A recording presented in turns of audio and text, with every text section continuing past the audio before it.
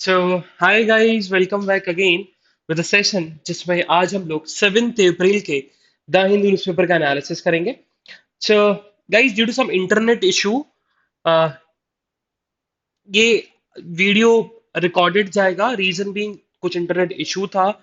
Live करने की कोशिश करी बट वो लाइव नहीं हो पाया। We tried it. ठीक है, चलते रिकॉर्डेड जाएगा बट ये जितनी जल्दी हो सके आपको जल्दी प्रोवाइड किया जाएगा। Okay, so here we start the analysis, today's newspaper analysis. और एक और बच्चों का बहुत बड़ा मेजर इश्यूज था about notes.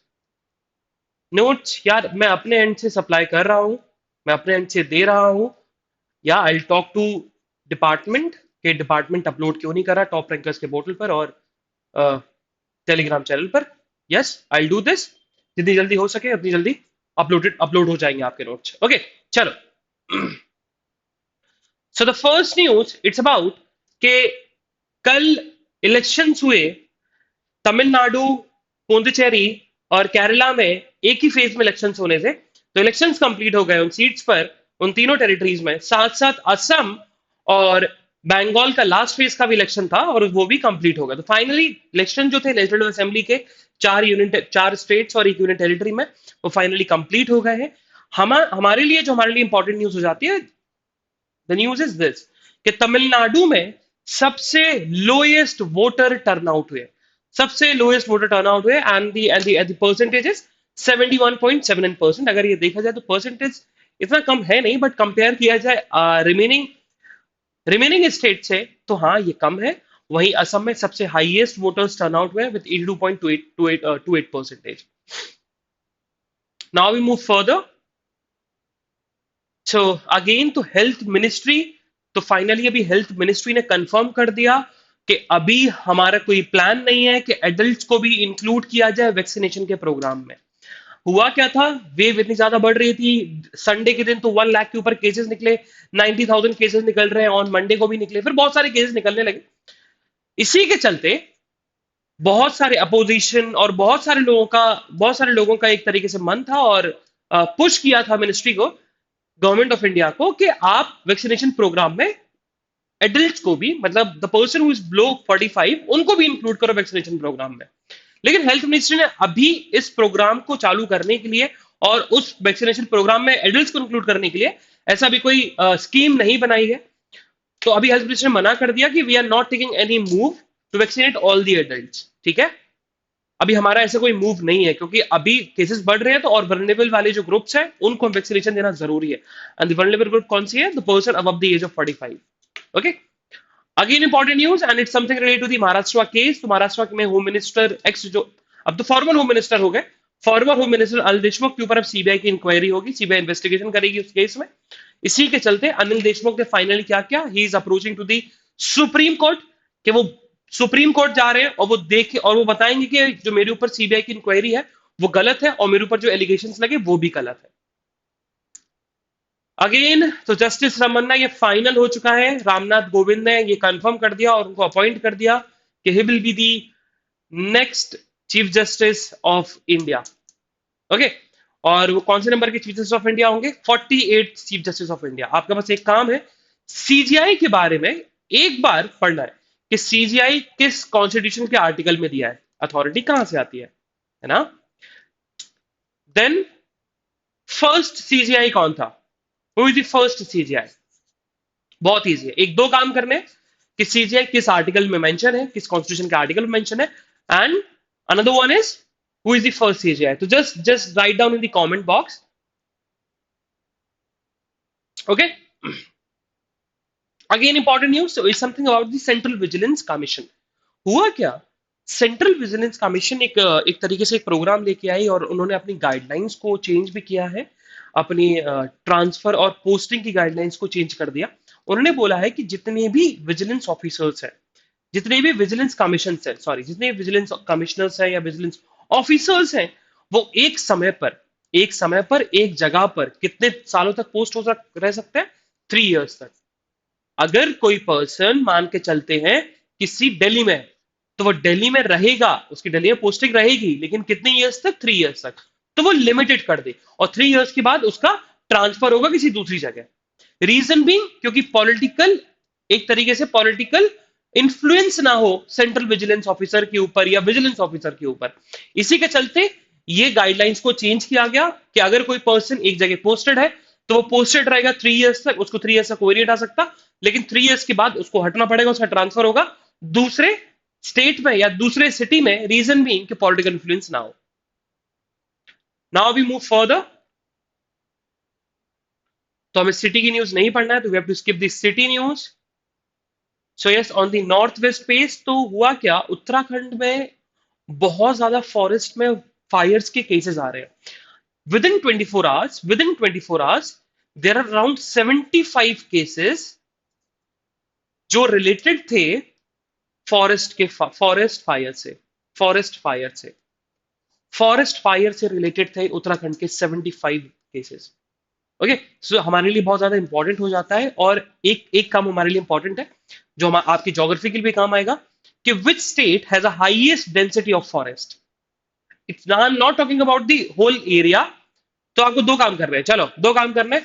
First one is first state having largest forest area, okay, largest forest area, and the second one is first position पे कौन सा स्टेट है जिसकी लार्जेस्ट फॉरेस्ट डेंसिटी है। ये फॉरेस्ट एरिया की बात करता है, एक forest area, and the another one is forest density की बात करता है। Okay,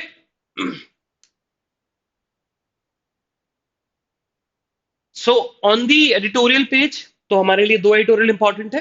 so first one is about reworking net zero for climate justice, इसको हम रीड करेंगे। तो क्लाइमेट जस्टिस जो है, climate justice term basically climate change से क्लाइमेट जस्टिस की तरफ ले जाने के लिए ये मोदी जी ने बहुत बड़ी पहल करी थी। प्राइम मिनिस्टर मोदी ने बोला था कि क्लाइमेट चेंज नहीं बोलना चाहिए, हम क्लाइमेट जस्टिस की तरफ जाएंगे।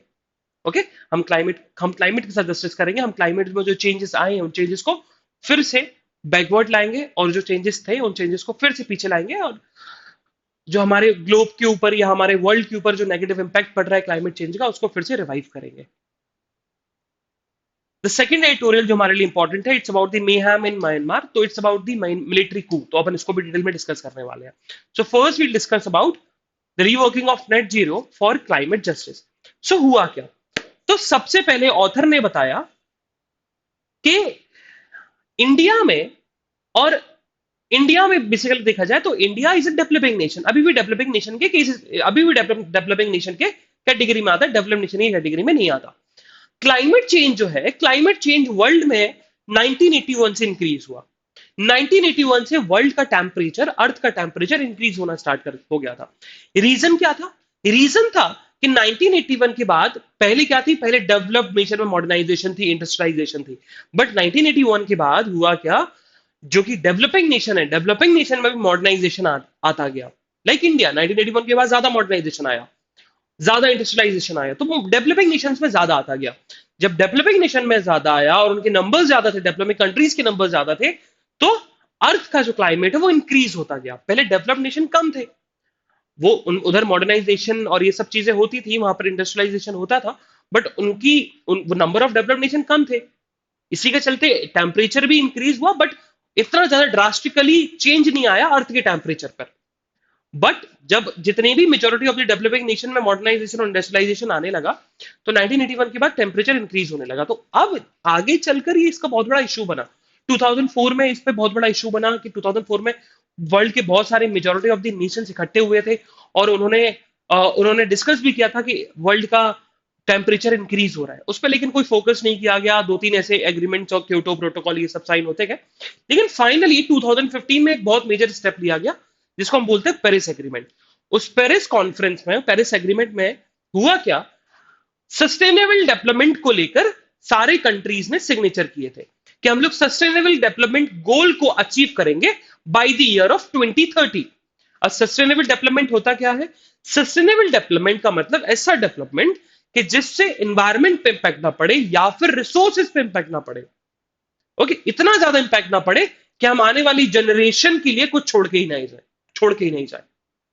तो सस्टेनेबल डेवलपमेंट कैसा डेवलपमेंट होता है, ऐसा डेवलपमेंट कि जो हमारे रिसोर्सेज है हम उसको उतना ही यूज करें कि आने वाली जनरेशन भी रिसोर्सेज को सही तरीके से यूज कर सके। अगर उन रिसोर्सेज को हमारी आने वाली जनरेशन, हमारी फ्यूचर जनरेशन यूज नहीं कर पाएगी, तो हम लोग सस्टेनेबल डेवलपमेंट, ये मतलब हम लोग उसको बोलेंगे unsustainable development. Sustainable development opposite, resources को उतना ही यूज करना है कि भाई फ्यूचर में जो जनरेशन है वो भी रिसोर्सेज को इजीली यूज कर सके। ओके, अब आगे बताया, तो ऑथर ने बताया कि जब ट्रीटी तो इनइक्वल है, सबसे पहले उन्होंने बताया कि जो पेरिस एग्रीमेंट हुआ, जो पेरिस ट्रीटी हुई, तो वो अनइक्वल है। अब उन्होंने रीजन बताया क्यों अनइक्वल है।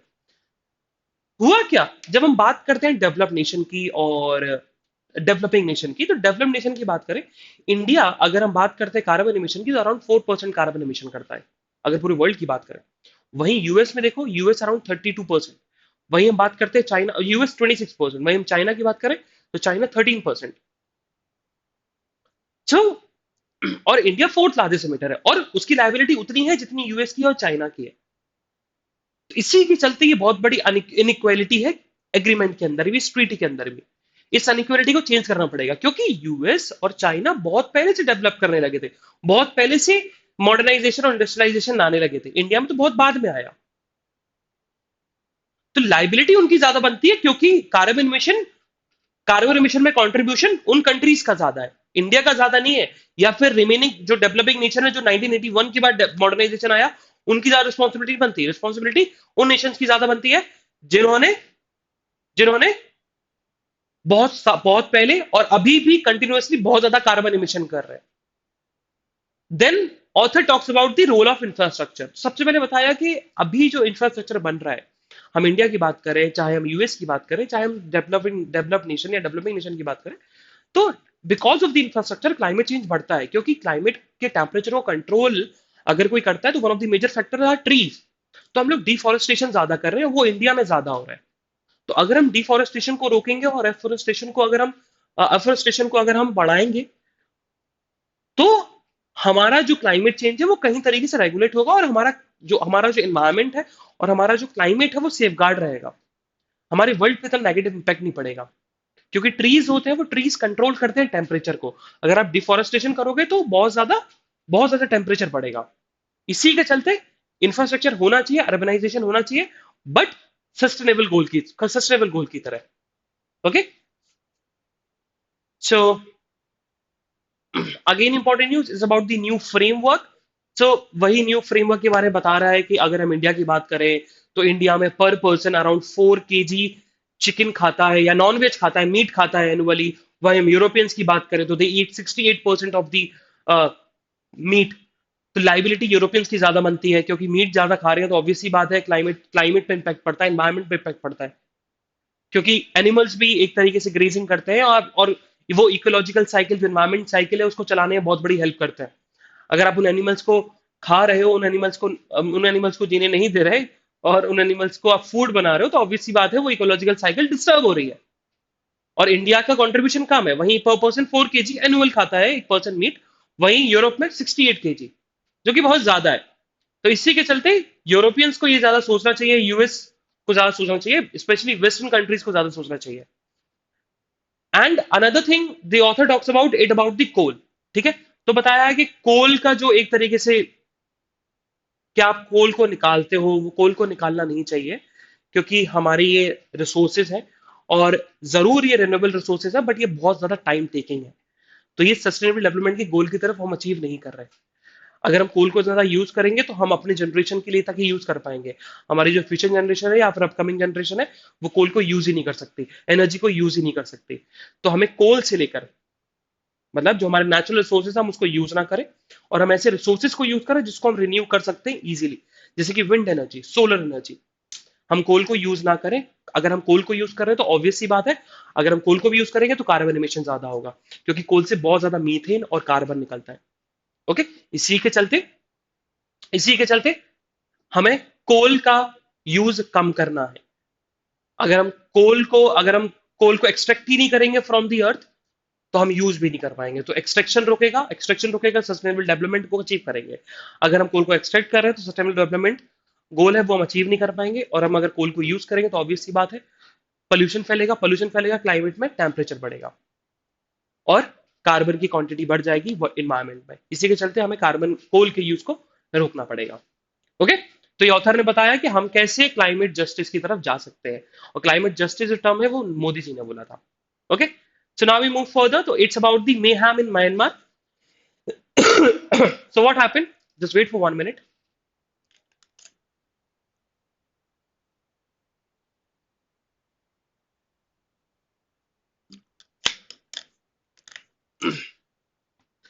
So what happened? Recently, 27th मार्च को म्यांमार की आर्म फोर्स थी, आर्म फोर्सेस डे था। उस दिन बहुत ज्यादा एक तरीके से वायलेंस क्रिएट किया म्यांमार के आर्म फोर्सेस ने, एंड अराउंड 100 सिटीजन्स को मारा, जिसमें बहुत सारे चिल्ड्रंस भी इंक्लूडेड थे।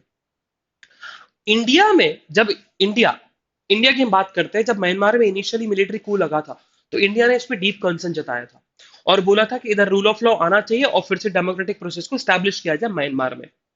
लेकिन धीरे धीरे इंडिया भी अब उस स्टेप से हटता जा रहा है, और इंडिया फाइनली एक तरीके से इंडिया इंडिया ने अब फाइनली एक रिप्रेजेंटेटिव भेजा था म्यांमार में, जो Myanmar army day, arm forces day celebrate किया, उसमें इंडिया का रिप्रेजेंटेटिव था। साथ साथ पाकिस्तान के भी थे, चाइना के भी थे, रशिया के भी थे, बहुत सारे नेशंस के थे एक्सेप्ट यूएसए। तो इन सारे लोगों ने, और कंट्रीज, एशियन कंट्रीज भी इंक्लूड थे और इंडिया भी इंक्लूड था, तो इन सारे कंट्रीज साथ में मिलकर उस चीज को सेलिब्रेट किया कि म्यांमार का आर्म फोर्सेस डे है। लेकिन इन सारी कंट्रीज को पुश करना चाहिए म्यांमार को कि भाई जो आपने मिलिट्री कू लगाया हुआ है, वो मिलिट्री कू को आप हटाओ। रीजन भी क्योंकि मिलिट्री कू में आप क्या कर रहे हो, जुनता का मतलब मिलिट्री कू होता है, ठीक है। तो अगर कोई लिखा हुआ है कहीं जुनता, तो जुनता का मतलब है कि उस कंट्री को रेगुलेट कौन कर रहा है, आर्मी जनरल्स कर रहे हैं। ओके, कुछ आर्मी ऑफिशियल्स ही उस कंट्री को रेगुलेट कर रहे हैं।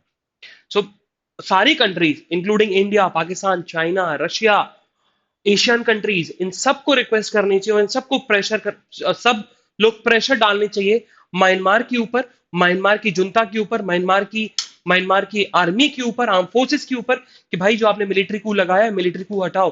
क्योंकि आप मिलिट्री कू में ब्लड शेड कर रहे हो, मिलिट्री कू में आप लोगों के राइट्स नहीं दे रहे, पब्लिक के राइट्स आप ब्रीच कर रहे हो।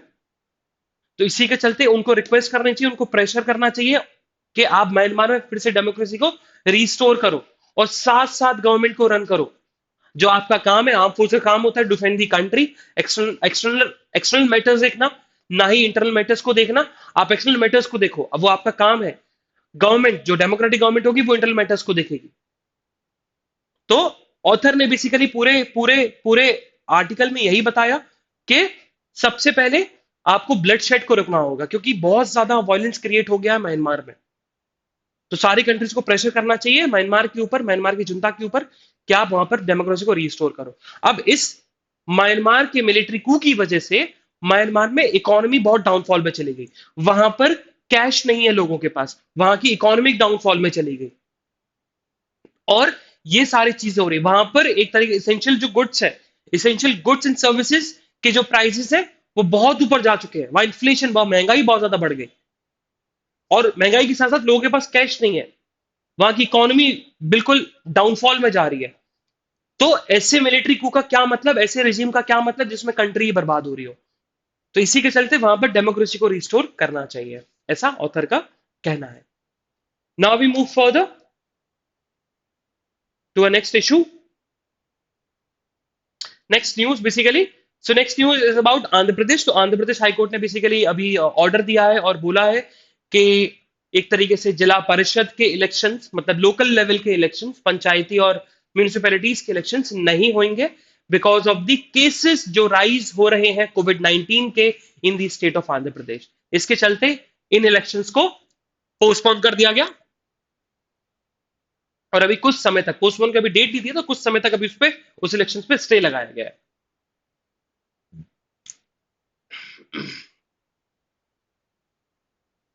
अगेन, सो व्हाट हैपन, तो हाई कोर्ट है, इलाहाबाद हाई कोर्ट ने यूपी गवर्नमेंट को बोला है कि आप ऐसा करो, वैक्सीनेशन प्रोग्राम में एडल्ट्स को भी इंक्लूड करो, उसको भी कंसिडर करो। क्योंकि अभी शायद यूपी में इतने सारे केसेस नहीं है, लेकिन हमारे जो नेबरिंग स्टेट्स है, लाइक दिल्ली, मध्य प्रदेश, राजस्थान, इधर बहुत ज्यादा केसेस निकल रहे हैं। हो सकता है कि यूपी में भी वेव आए और लेट वेव आए। इसी के चलते अगर हम वैक्सीनेशन प्रोग्राम में एडल्ट्स को भी इंक्लूड कर दें, तो सब लोग सेफ गार्ड रहेंगे, कम लोग इन्फेक्टेड होंगे। तो इसी के चलते इलाहाबाद हाई कोर्ट ने यूपी गवर्नमेंट को बोला है कि आप वैक्सीनेशन प्रोग्राम में एडल्ट्स को भी इंक्लूड करो, मतलब इसको लेकर कंसिडरेशन लो। इस बात को आप कंसिडर कर सकते हो और उनको इंक्लूड करना चाहो तो आप इंक्लूड करो उनको, क्योंकि ये आपके स्टेट के लोगों के हेल्थ के बेनिफिट के लिए। सो व्हाट हैपन, तो बेसिकली कल हमने न्यूज पढ़ी थी कि एक कमांडो, सीआरपीएफ का कमांडो अभी भी माओइस्ट मतलब नक्सलाइट्स की कस्टडी में है। और ये माओइस्ट ने कंफर्म किया है कि एक कमांडो हमारी कस्टडी में है। और उन्होंने बोला है कि हम गवर्नमेंट के साथ बात करने को तैयार हैं अगर कोई गवर्नमेंट मीडिएटर भेजता है। ये ऐसा हुआ है, मतलब वो चाहते हैं कि वो पीस हो जाए, वहां नक्सलाइट चाहते हैं कि वहां गवर्नमेंट और हमारे बीच में पीस पीस रहे। ओके, तो आउटफिटर्स, मतलब जिसको हम बोल सकते हैं आउटफिट, मतलब आउटफिट का मतलब है जो नक्सलाइट्स है, नक्सलाइट्स ने खुद बोला है कि हम भी पीस चाहते हैं और अगर गवर्नमेंट के साथ हम बात भी कर सकते हैं अगर गवर्नमेंट मीडिएटर भेजती है हमारे पास।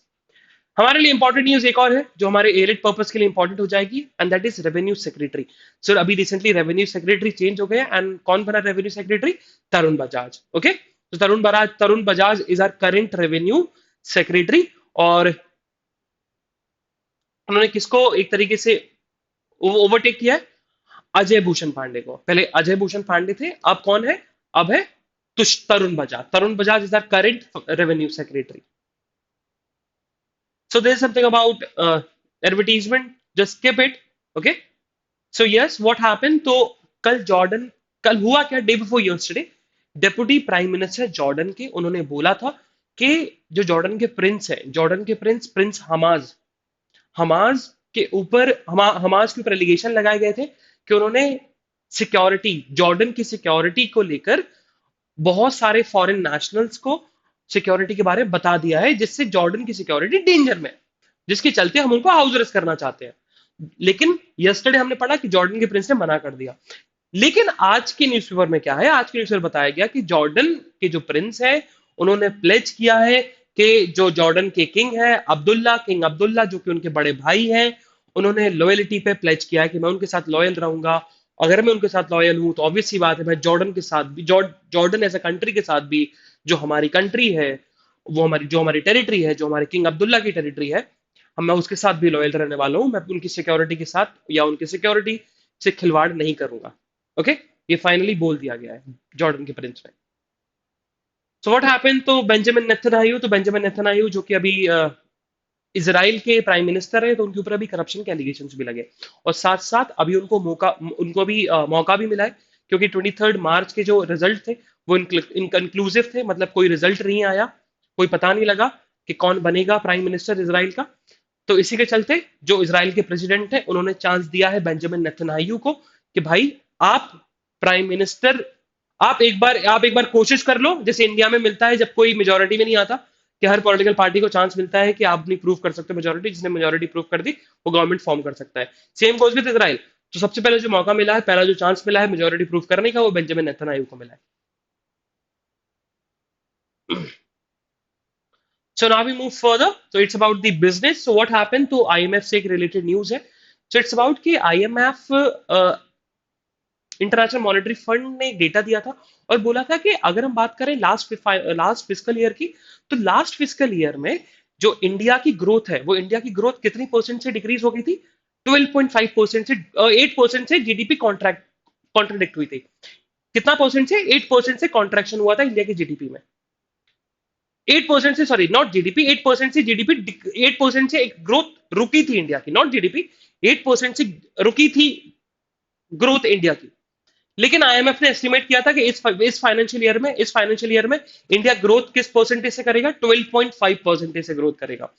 लेकिन लेकिन आईएमएफ ने अभी फिर से स्टेटमेंट दिया और आईएमएफ ने बताया कि ये जो डेटा है, ये डेटा कंफर्म नहीं हो सकता, क्योंकि ये डेटा हो सकता है ये फ्लक्चुएट हो, मतलब डिक्रीज हो। रीजन बीइंग क्योंकि कोविड 19 के केसेस बहुत ज्यादा इंक्रीज हो रहे हैं और ये सेकेंड वेव फिर से आ रही है। तो इसके चलते चांसेस हो सकते हैं कि जो हमने डेटा बताया था इंडिया की ग्रोथ को लेकर, वो डेटा रियल ना हो और वो डेटा रियलिटी में डिक्रीज हो जाए। Okay, so this is something about economy and same goes with sports. तो अभी स्पोर्ट्स न्यूज से कुछ इंटरेस्टिंग न्यूज ऐसी नहीं है। Okay, so this is the today's analysis and because of some internet issue तो ये लाइव नहीं हो पाया, but will try from the next time, from from tomorrow, कि हम लोग लाइव रहें और फॉर कंटिन्यूसली लाइव रहे। अभी एक एक दो दिनों से इशू चल रहे हैं, सम इंटरनेट इशू और सम क्लासेस इशू, जिसकी वजह से अभी ये थोड़ा सी कंटिन्यूटी में थोड़ा सा अभी पॉज आया था द हिंदू के एनालिसिस में। But we are trying our best, और हम लोग कोशिश करेंगे एंड विल ट्राई कि हम लोग कल से बिल्कुल कंटिन्यू रहे और हिंदू एनालिसिस आपको डेली प्रोवाइड होता रहे। Okay, so this is the analysis of today's newspaper. हम लोग कल फिर मिलेंगे with some exciting news and सब एक्साइटिंग करंट अफेयर्स। तब तक के लिए bye bye and have fun. And आज आपको जो रिमेनिंग डेज के हिंदू के नोट्स हैं वो भी आज आपको अपलोड हो जाएंगे on Telegram and top rankers के पोर्टल पे both. Bye bye, enjoy your day.